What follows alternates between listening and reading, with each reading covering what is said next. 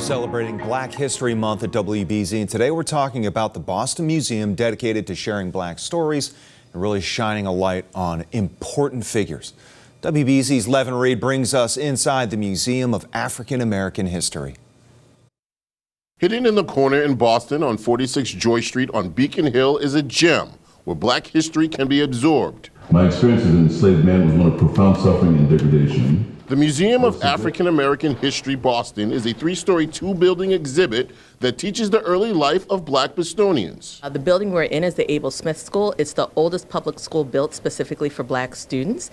And so this was built in 1835.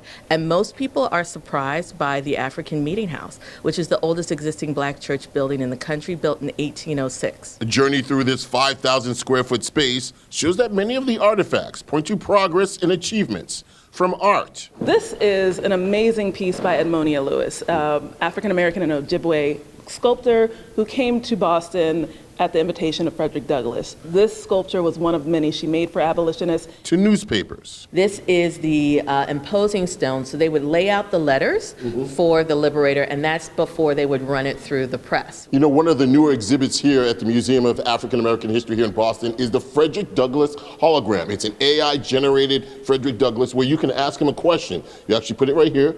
Tell me about your 4th of July speech. My 4th of July speech, delivered on July 5th, 1852, was a profound reflection on the hypocrisy of celebrating independence. This is amazing. This is a part of our move into using digitally immersive technologies to tell old stories in new ways and new stories in new ways. If you were anyone in the abolition movement, you had to come through Boston. And odds are, if you came through Boston, you had to come to the African Meeting House. And so this is ground zero. At the Museum of African American History Boston on 46 Joy Street, I'm Levan Reid, WBZ News.